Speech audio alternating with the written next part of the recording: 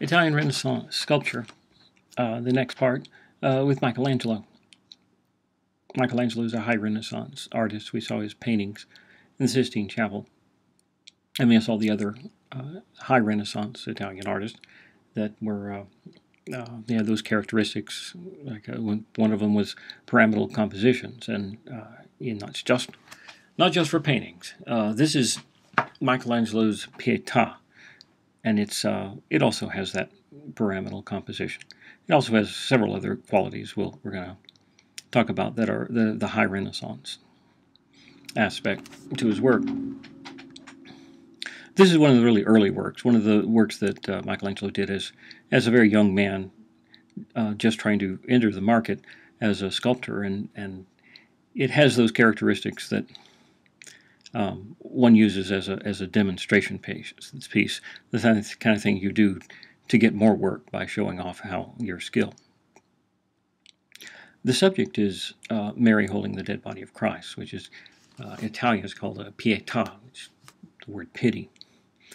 We saw an example of this from the north some time ago, and they do treat this subject very differently there.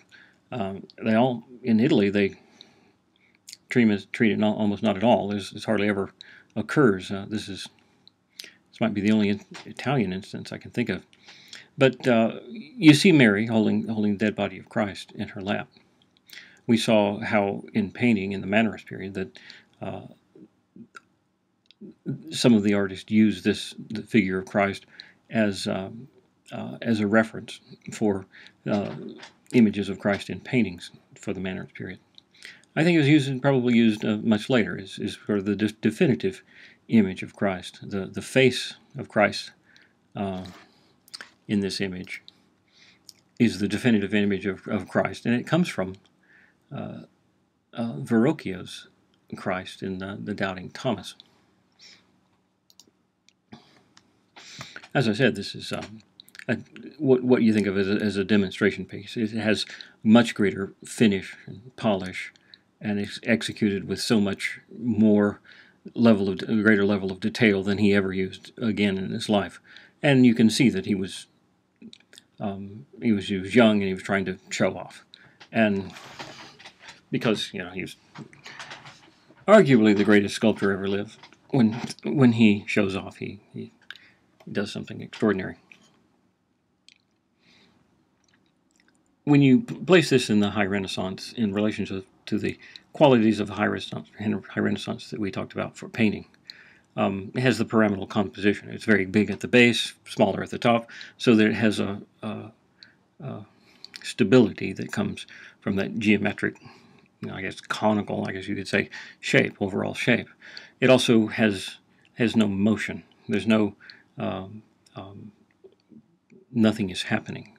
Mary is sitting. Christ, the dead body, is in her lap. It's unmoving, and there's nothing going on. There's no action going on. I say this in contrast to works that come later, where drama and motion and action are a contradistinction to the High Renaissance. Here, this is a timeless image. It is similar to Mary holding the dead, the Christ child, in that Mary seems to have the same sort of inner graceful, contemplative face as she's holding Christ, as she would as if he were a baby. There's no grief or anguish. The only betrayal of her feelings is just this one little gesture here of her hand, as if sort of to gesture to us what's going on. There's the hand, but otherwise her face is completely serene. All of the pity that you see and the expressive quality is in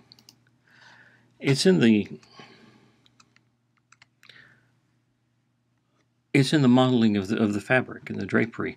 All of these lines and this agitation that's in the drapery that you get, it's very chaotic and mixed up in it's contrasted against the smooth, glossy figure of Christ, where he's just so, he looks, it's polished till it looks almost like porcelain or something, and that all of the curves and smoothness of his skin, the linear outlines, and also just the rolling muscles are just all calm and quiet, whereas the drapery itself is all agitated and has all sorts of movement going on, which that's where the expressive aspect is coming from. Remember that the Italians express themselves differently than the people in the North do. They like to show the horror and the despair, and the Italians, especially in the High Renaissance, they're more about the heroic quality, the monumentality, the timelessness of it, and something you just sit and meditate about the sorrows of the Virgin.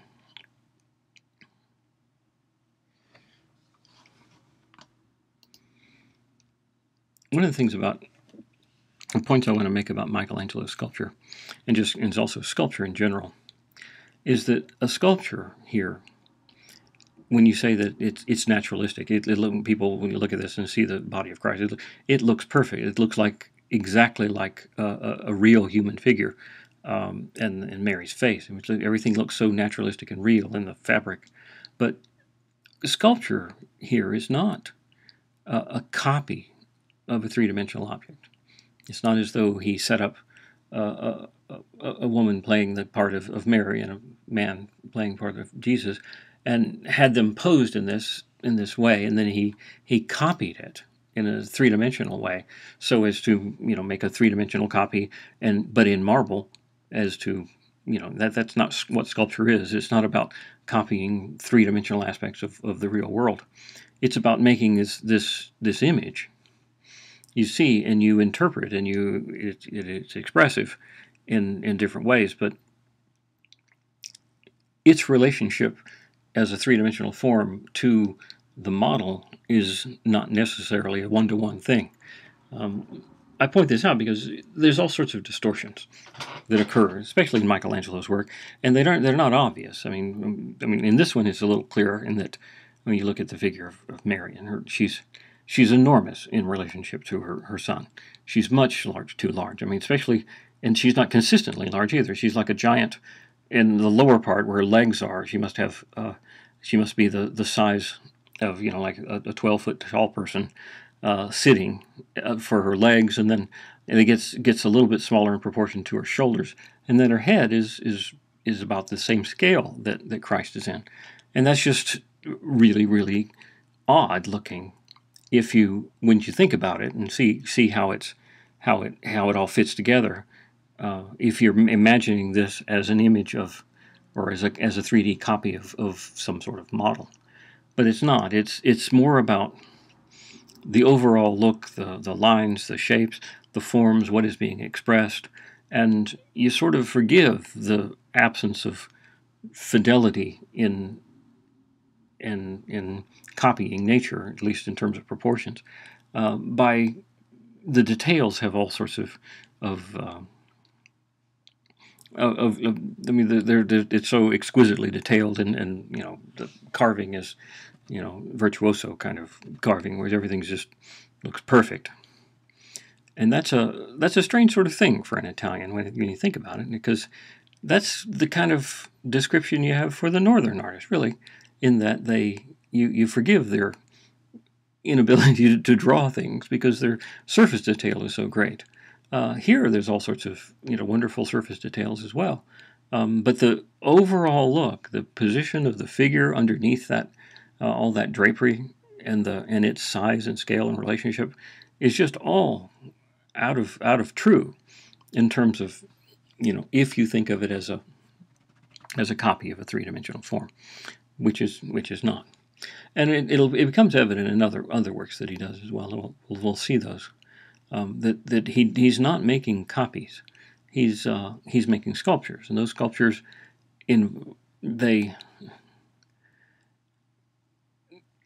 he uses the concave and convex aspects of the different shapes of stone to create light and shadow.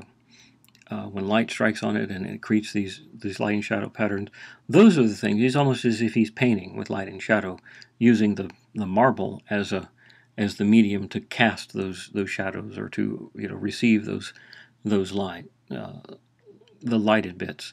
And he's just those things are the things that he's the forms that he's working with. And it's nothing hardly at all to do with their relationship to the real 3D world.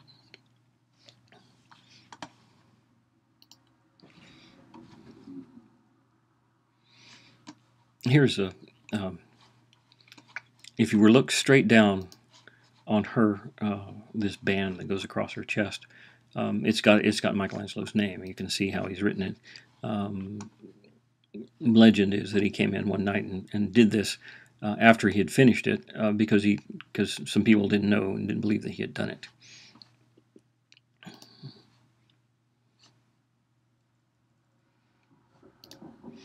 Here's an image from above. You can see how it all sort of works as a kind of an oval looking down on it. The proportions of the figure of Christ look perfect, but there's also distortions going on in it. It's not a perfect copy of a real human being either. It's all about making the distortions essentially believable, because it's in those that you get expressive qualities. All right, moving on to the next thing he did. The Pietà was done in Rome for a Roman cardinal, I believe, and it's currently in St. Peter's Cathedral. When you first walk in, on the right. But he was called back to Florence, because Florence, he kept going back and forth because people were, playing tug of war with him his whole life, trying to get commissions from him, and he, the Florentines, which is his native country, called him back because they wanted him to do this statue of David. There was this big block of marble that had been sitting for, decades out in the churchyard, and it had been found. It was the biggest piece of Carrara marble that had been quarried, and it was in perfect condition, or at least it was a flawless piece of marble. And apparently it's rare for them to be that big and be flawless. And it sat there for these decades because someone had tried to carve it and got to the point where it was even, had cut the space between the legs of this figure they were making. I think it was a Hercules or something, and gave up. And it just sat there, becoming a worthless piece of marble. And Michelangelo had wanted it, all his life, to work to show off with, but he didn't get the opportunity until he was about his mid-20s. And the church, the Duomo folks, asked him to make a David. And it was just going to be a David that was going to go way up on top of the cathedral. You wouldn't see it; it's a long way away. But he took that marble statue that was apparently it was only vaguely roughed out. It's not known exactly to what extent it had been cut, but it was such that he could, with the remaining bit of marble, he could carve this David. And this, the finished thing is about 16 feet tall. It's a really, really large figure. You can see, for scale, here's a picture of someone restoring it. You can see the relationship, the size relationship there. And here's another some cleaning it. You see how large they are in relation. So it's a really big thing.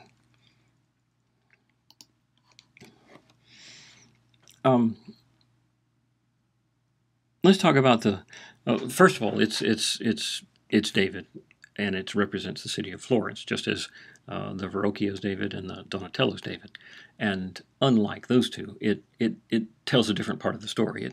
This is before the slaying of Goliath, not after. And because it's before, you get to see a sort of a psychological profile of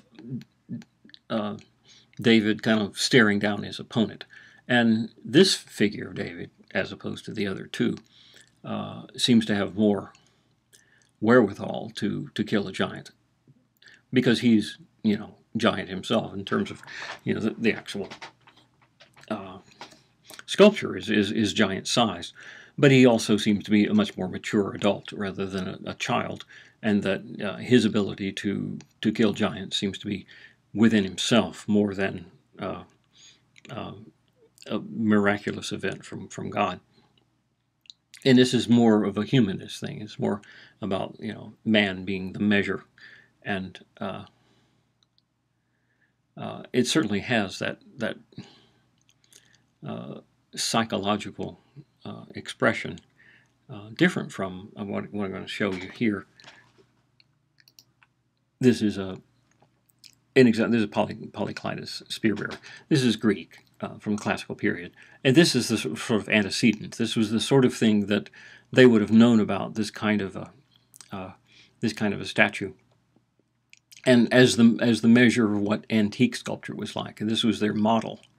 And when you look, David has the same sort of contrapposto pose, engaged leg. The free leg is over here, just as this figure has. The musculature is really similar, though Michelangelo seems to have more of a handle on naturalism compared to the idealized musculature of the Greeks. But look at the proportions. I mean, the Greek, this is Polyclitus. This is a model of the Greek ideal proportions, with if you take the head as a measure and it goes so many times into the height and the width, and this is the ideal proportion according to the Greeks. But Michelangelo's not using a proportional system. He has all sorts of distortion again, like the Pietà has. This head, the head and neck, is a completely different scale than the shoulders.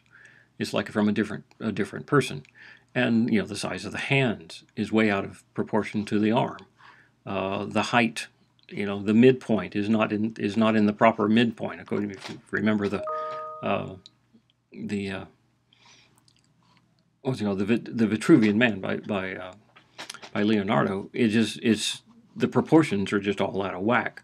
The size of the feet are large in relationship to the size of the legs. The legs are kind of short in relationship to the rest of the torso. It's all sorts of distortions. One reason for distortion is the distance and the angle from which you're supposed to see it. You're not meant to, since it was meant to go on top of the cathedral. It would be like 100 feet off the ground. You're looking up at it, and you'd be looking at it from a great distance. Looking up at it, it looks different. Proportions change when you're looking at it from a different angle, and the expressive quality of hands and feet, face and eyes and brow, all these things are different from a different angle, and you need to be able to read it from a distance. For example, this overhang of the hair and the overhang of the brow to the eyes, this creates shadow under here. And as I said, he's undercutting things so as to create shadow, and he's designing the thing with light and shadow. The size of these eyes, these are not natural proportions. They're not even Greek ideal proportions. They're his own proportions that he's using for expressive purposes, not for any sort of intellectual design purposes. Remember that Michelangelo uses the figure to express power, and when you look at the whole thing, it doesn't look like the same kind of figure approach as this. The Greeks, when they have in a classical period, a figure is at ease. It's a timeless pose of just simply standing there and being.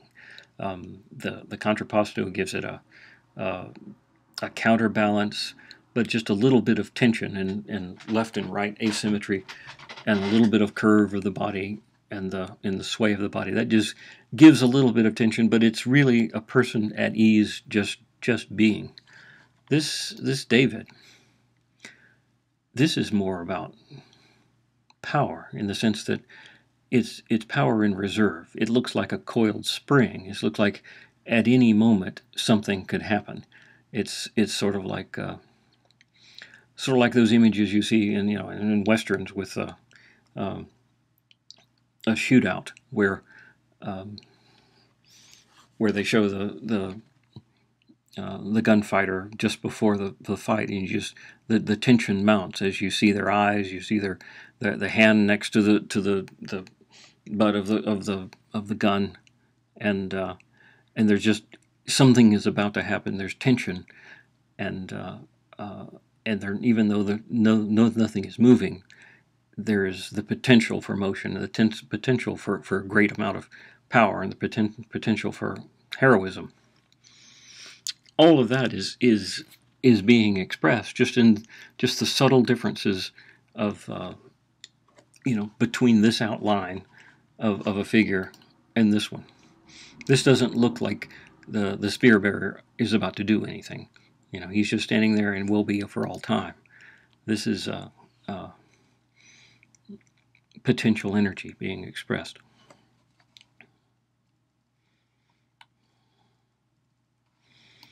One thing is interesting is how thin he is this way. When you see him, you don't usually see it from the side, but remember that he didn't have a full piece of marble to start with. He had to adapt from one that was already cut. So he's a little bit skinny this way, but you weren't meant to see it from this angle. I think from the original plan of where it was going to be in a kind of a niche, you wouldn't have seen this side. Very remarkable image in every way. You could tell, why he, was thought of even as a young adult, the greatest sculptor in the world, and far surpassed anything that the Romans had ever done. Flaring nostrils there, the knit. There you see the knit brow and all these things that add to the expression of it. And he's got the stones in his hand, 5 smooth stones. Okay, next is a work by Michelangelo. Again, this is a tomb that he did for the Medici in Florence. There are 2, one on either side here. There's 2 brothers, Giuliano and Lorenzo de' Medici. And this isn't what you see. This is a photograph, or a panorama photograph, where you can see both sides at the same time. But we're going to be dealing with this one. This is the one from your book. But the one on the other side looks like this. So they're symmetrical, and they relate to one another. But these are not how this original tomb was meant to look. This is the way it currently looks in a sacristy of the Church of San Lorenzo. And Michelangelo did this architectural setting for it.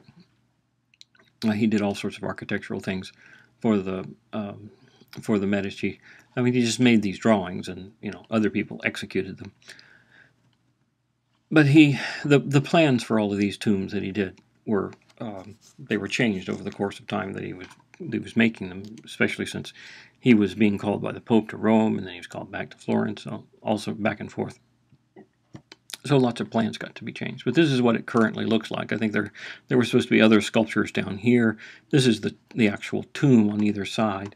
You can see it has these figures lying on the tomb. They see there's a little bit of awkwardness in the fact that they might be slipping off because there's nothing to hold them. I think that they were originally supposed to be figures under here. But let's look at how Michelangelo uses figures to express power.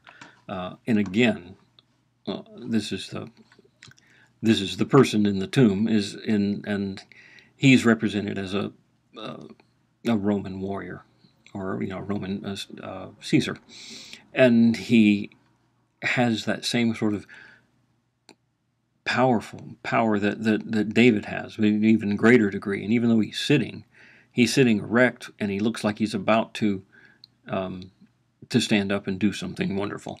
It has that potential energy. Just a little slight twist of his shoulders, this turn of his head.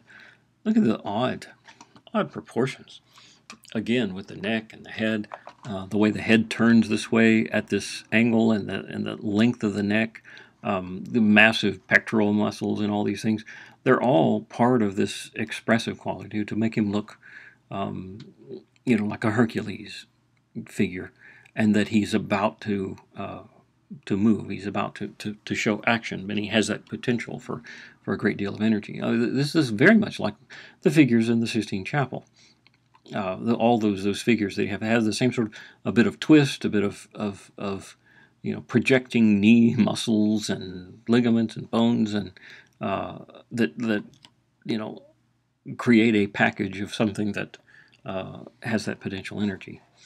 Again, think of those figures in the Sistine Chapel of the twist and the turn and the musculature, the mass, and all this power, I guess, in repose, but also ready to do something. The female figure still has the same power as a male figure, and they are there's the distinctive qualities that are here. We can look a little closer of the Michelangelo look for figures. This one, these two figures down here, these are allegorical figures. This is the actual person, Juliana, the Medici, that is being represented. But here's these allegorical figures are night and day, and night has these symbols representing the owl, the night, and there's a mask representing death. Might be Michelangelo's face there. But look at the contrast between the smooth, polished surface of the figure and the roughness of everything else. He has this wonderful sense of design for throwing the figure in relief to show it as a contrasting element from between flesh and non-flesh, and between smooth carved and then the roughness of the original stone. Also, that adds to the sense of power. On the other side, I think, is dusk and dawn, and I think this figure represents the contemplative life. So you have a figure, face in shadow, and he's in a pose sort of one of the, it would be Jeremiah, I'm not sure which one of the figures from Sistine Chapel, of the prophets, just sitting and thinking, whereas the other one represents the man of action. Here's another view of the night. You can see the contrast between the carved portion, the polished portions, and the stone portion. There's a very nice contrast right there between the foot and the stone. It looks like two different materials.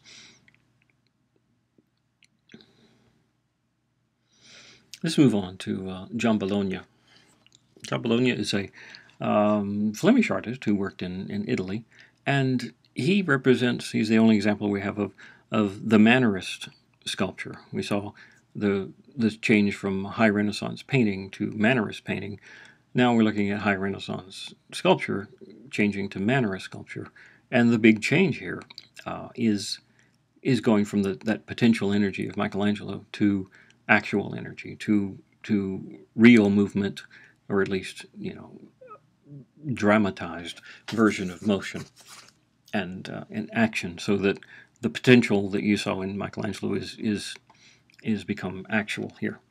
This is the capture of the Sabine women, though it's a title given to it after the fact by someone else, according to your book. And I've heard this before, that really Giambologna didn't have a story that is being told here.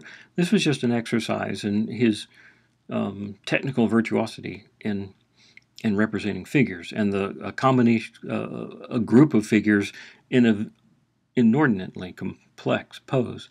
There's a figure down here crouching, expressing despair with a theatrical gesture here. But look at his hips and his torso, the big bend here, and the twist. And this is like the Mannerist paintings were. There's such a dramatic kind of pose. And the other male figure here standing, bearing the weight of the third figure, the female figure, and it's straining under the pose. We can see how it's bent backwards, and the balance between them.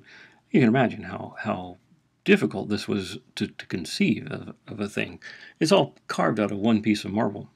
Look at the twist of her torso as it goes around, his chest here and is held in the arm, and her arms are flaying out different directions, and her head is in a different direction than the rest of her torso, so that it becomes a very dynamic image.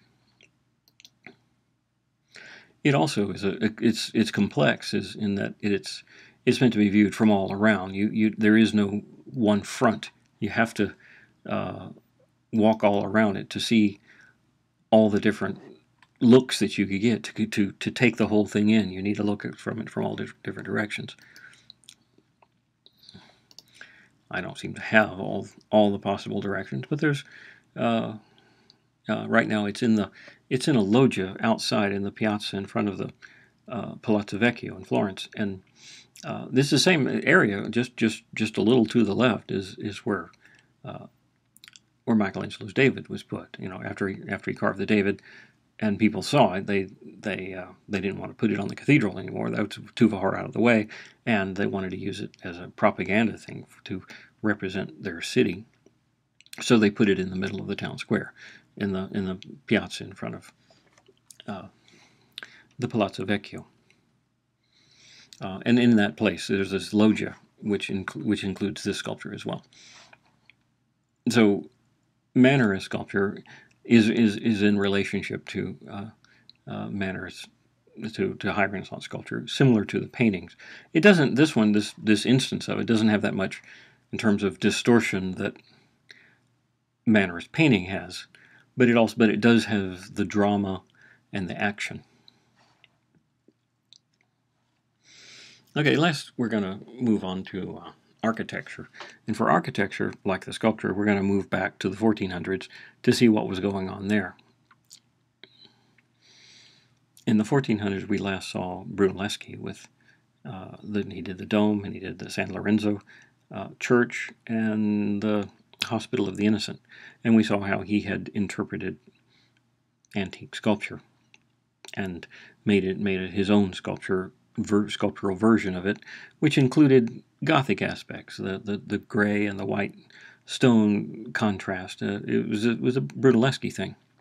But here's another architect, Micholozzo, from the early 1400s, the first half of the century, and his patrons were the Medici, and he was their main architect. And he did their domestic architecture, their palace. This is the Palazzo of the Medici, and it's in the middle of Florence. It's a great big house. I mean, all big houses were called palaces, essentially palazzos, palazzi, and this one just happened to be bigger than normal. It was made at a time when it wasn't good form to display your wealth in some sort of ostentatious way, that is, with lots of ornamentation. He went a different way. He uses his wealth to display his power. And the way he did that is interesting, because this is a way that power was going to be expressed in domestic architecture for a long time to come. It's one of the reasons that I chose this to include as something to learn, because as you go through art history, you go farther on. I mean, even when you come to the first skyscraper in Louis Sullivan, the Wainwright building, it has these characteristics, looking back to this building. Okay, as it has 3 floors, 3 horizontal floors. I have this posed as sort of like a photo composite, since it's right in front of a narrow street. There's no way to get this picture, but somebody must have photoshopped it to get a picture of the whole thing. I also have a drawing of it. You can see how it's articulated with a large, tall ground floor, and then 2 smaller floors above it, and then this projecting cornice. The lower floor has the quality of being fortress-like. It's very massive. There's a lot of space between the openings, and the stones, being not only larger, they're also rusticated. That is, they're left rough, and they project out from the wall to make these, this kind of stone that looks like lots and lots of pressure is on them, and also the fact that they're rough looking and massive gives the impression that they're there to hold up the stuff above it. And the next floor above is articulated differently. It has stones that do project out, but they're flattened. They're cut more smoothly, and the joins between them are deeply cut, but they're otherwise smooth. And as you get to the top, it's all smooth. There's no deeply cut lines between stones, so it's a little bit more elegant up here. And this type of different articulation in an architecture, where you have, heavy things on the bottom and then progressive to more elegant on the top, it comes from the Colosseum. If you look at the Colosseum, it's divided into horizontal rows, with the bottom one being a Doric order, and the next one is Ionic, Corinthian, and then composite at the top, getting lighter and more elegant as you go up. And because the lower floor holds more weight, it needs to appear as though it holds more weight. So there you have this, the basic layout of the way this is done. It's a very simple plan, but it's effective, and it was copied endlessly throughout the Renaissance and throughout the Baroque. It goes on and on. This is, banks in America have this look too, for the same sort of reason. Originally, these were openings, so there would be a loggia inside. There was space in there where the shop, the Medici shop, would be in there, open to the ground, and people could walk in. Customers could walk in, but it was closed off in Michelangelo's time. In fact, Michelangelo designed the windows. This window treatment here, it's similar to the window treatments that. Oh, maybe we can look back. Maybe here, that's not exactly his triangular pediments. He alternates between the triangle and the infrasemicircular pediments here. Yeah, Michelangelo's. This isn't. We'll see it later when we see the St. Peter's. So this is Micholozzo and his architectural input here from the 1400s. We're going to see later. We're going to see some of the High Renaissance architecture, and then the architecture from the 1500s, which is by domestic architecture from Palladio, which takes a lot from this. One more picture. This is the interior. The box of this building. It has an opening inside, so as to let in light and air from the outside, and so you can be outside while you're inside, sort of like the Roman houses in their atriums. But this has the same sort of loggia articulation that Brunelleschi would do. So this was part of the times in the early Renaissance to have this sort of thing. This Micholozzo was not the one that went to Rome and consolidated all he knew about Roman architecture the way Brunelleschi did. He just got this from Brunelleschi. Even the little roundels up here are a Brunelleschi thing. He added, I guess, these decorations on here. This is not a Brunelleschi thing, but otherwise, this kind of these 3 layers within each arch is definitely from Brunelleschi.